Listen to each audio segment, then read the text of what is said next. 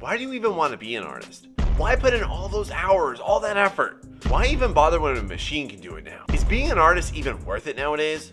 Honestly, yeah. And if you don't chase it, you're probably gonna regret it.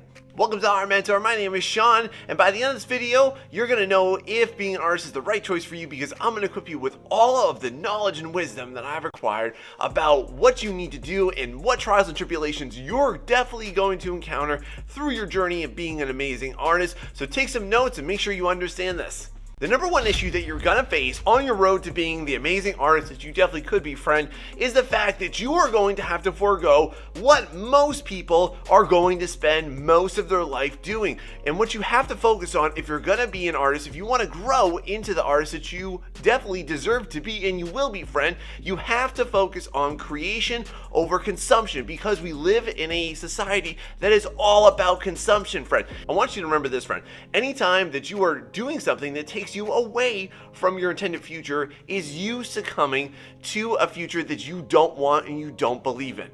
To get around this, y'all, every single time that you get drawn away, that you get sucked into doing something that takes too long, and I'm not saying that you need to always deny all those fun things, because it's awesome, right? But you need to remember what you were born for. You need to remember what you were put on this earth to do, which is to create amazing art and create amazing human experiences that you want to and deserve to share with the world. So don't lose sight of that. What is your legacy going to be? When you leave this earth, who is going to say, wow, they did such a great job, I'm so thankful for them? You never know who you're going to inspire. Be that a stranger, be that your children, be that your friends, be that somebody that you don't even know. But you need to think all the time about what that hard work is going to do. And think big time about this, y'all. Do some future thinking on this one. How is your current efforts, how are they going to impact your life? How are they going to create a more amazing future? How are they going to contribute to you living the life that you want, that most people don't, because they don't want to put forth a lot of effort? Why? Because they're afraid. Y'all, if you go through life with the focus of fear of you not achieving it, fear of you wasting your efforts, I want to impart this to you, friend. There's no such thing as wasted efforts. Through efforts, you gain wisdom. So don't think that there is no point in you pursuing amazing mastery, proficiency, growing a skill set, because y'all, just think of it like this too. What in life is worthwhile without you putting in hard work and effort? It doesn't matter if this is just art too. You getting into a great shape is effort. You having an amazing marriage is effort. You having a great career is effort. You having the ability to be an amazing parent is effort. So throw yourself into effort, because that is going to create your legacy. Have you ever thought of it like that? Have you met the latest crowd of people on the art scene? The ones that are putting you down, the ones that are telling artists to give up, the ones that are telling artists that it's only ever going to be a hobby, that their efforts aren't going to be worthwhile, that they're going to be replaced? Yeah, I'm talking about the AI bros and their horrible, nasty, toxic influence. So you might have heard such charming things as, oh, well, that's just copium to be an artist, or adapt or die. That's like their mentality, isn't it? That if you just don't hop on this sycophantic AI bro train, then you're going to get left behind in the dust, right?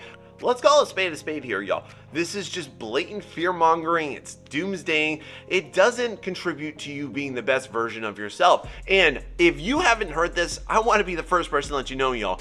If you don't want to use AI art, don't use AI art. That is okay. There's nothing wrong with that.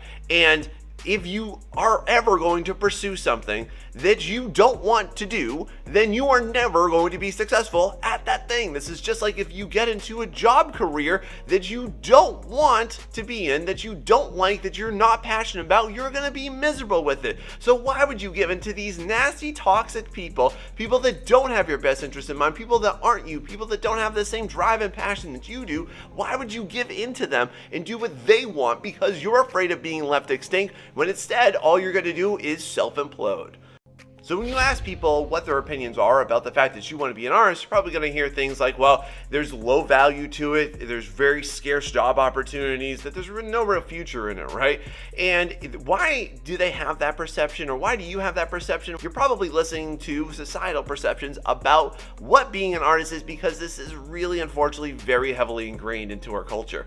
Now, why do people have this, and why does that affect you so much? Number one is that if you attach meaning to what other people think about you, then that also becomes your own value of what your art is and what your potential is. And that's a very dangerous road to walk down. Have you ever thought about it like that? The other thing is this: most people are going to put down people who are highly passionate, that are highly driven, and that are highly skilled because it highlights their insecurities. Here's the thing, y'all. You don't have to have those people in your life. If somebody is a really toxic influence to you, if they are a negative force, you don't have to do that. I'm gonna be very raw and honest with you all right now. There are people in my family that I share blood with that I don't talk to because they don't support my lifestyle, because they did not support my dreams coming up. And I can't really allow that in my life if I want to be the person that I want to be. And you don't have to invite people back into your life that don't support you, your ambitions, and your dreams, because if you do, then they are just going to become another excuse for you to underachieve.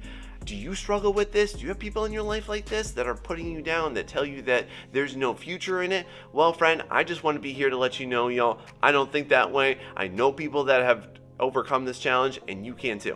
So as an artist, do you ever put your stuff up online? Maybe you post something you're really proud of, and then what happens? Then you go ahead and you don't get as many likes, you don't get any attention, you don't get any eyes on it, you don't get any engagement, or you just don't get as much as you like. Or maybe you're sitting there going, man, I think I deserve so much more than this. And then you start to doom scroll and you start to see everybody else's artwork. And then what do? Now you fall into the comparison trap, and you're constantly comparing where you are versus other people. And y'all, this is a really, really disheartening practice, y'all. And I just want to let you know here, it is not worth your time to sit there and try and compare yourself versus other people. A lot of times, y'all, you're looking at your chapter 3 to somebody's chapter 25 in their life. And that's just not fair. You cannot allow yourself to grow the seeds of jealousy and envy. It's just not a good look for y'all, all right? And honestly, it's going to hold you back more than it's going to help you. And then also, here's another thing too. You can't also run into the issue where you're going to compare yourself and start to think that you're the better version of everybody. If that's the case, y'all, then you got a little bit of an ego complex, and you probably might be in the big fish, small pond scenario there. So don't ever think you're the best. Don't ever think you're the worst. Don't ever think that you are going to somehow achieve the levels of artistry that you want by constantly comparing yourself to them, because it's just not fair. You need to only focus on you and what you're doing and what your next efforts are going to produce. If you solely focus on that, y'all, you're going to be an amazing killer artist. I just know it because I've seen it so many times. Now, the next thing that you definitely have to do in order to level up is remember to drop a like on this video. Thanks so much for your support of my content. I really appreciate it, and I love to support artists just like you. And if you think that more artists need to do it, make sure you hit that like. Now, y'all, watch out for this one. Have you ever looked at your efforts or looked at your artwork and you started to think, I'm just not good enough. I'm never going to be able to do that. This future, it just doesn't exist for me. Well, I just want to let you know, you have officially adopted imposter syndrome. And if you've never seen this beast, it's a real nasty one. And basically, here's what it stems from. It stems from confidence concerns. And I think that artists in general, we really don't approach confidence building in the correct way.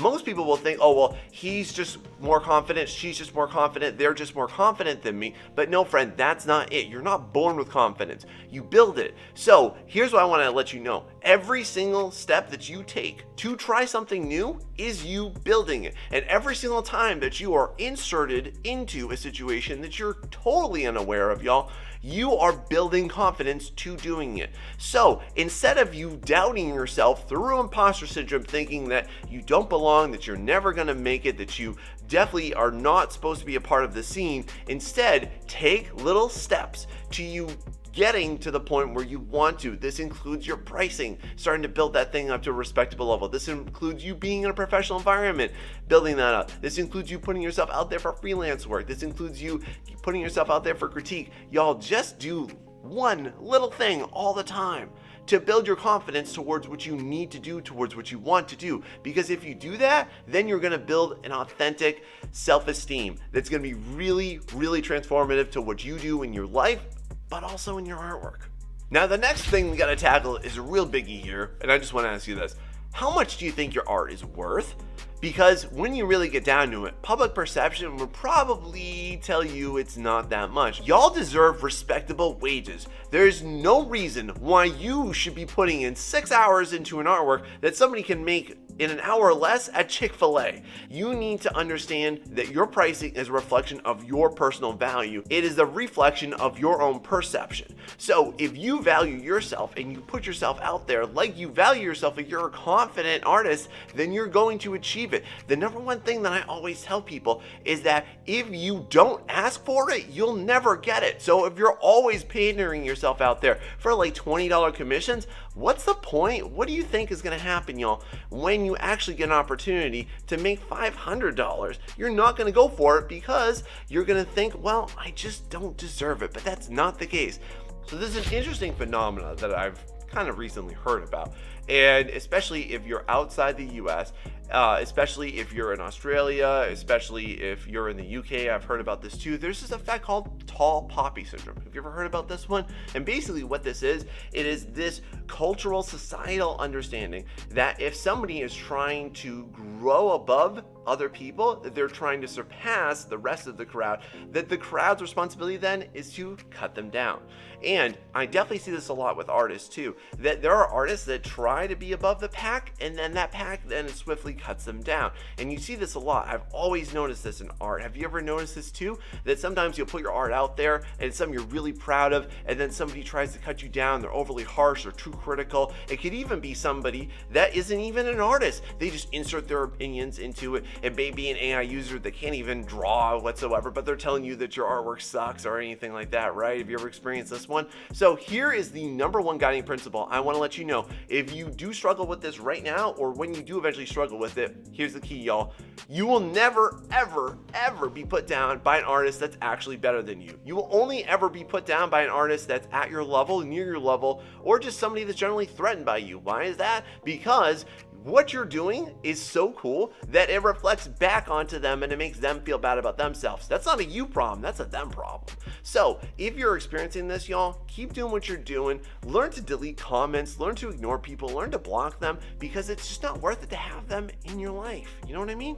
Now, because you are an artist, because you believe in yourself, because you believe that this is an amazing future, here's what I want to compel you to, y'all. You are embracing the highest form of humanity possible, because art form and artistry in general is an exclusively human endeavor. It's a human right, and it's woven into the fabric of our society. And there are so many people that don't acknowledge this, that try and deny it, that try to offset it, that try and export it to have somebody else or something else do it, and they wish that they were creative. But by you being bold, brave, and brilliant, you are embracing your humanity. You are embracing the highest version of yourself, and you are endeavoring on an amazing personal experience, on a journey to discover yourself and your amazing potential that only 1% of the entire world is brave enough to do. And for that reason alone, you need to embrace this. You need to chase this, because if you don't, you're going to regret it. And if you don't, then you're not going to grow into the most amazing version of yourself that you're humanly capable of,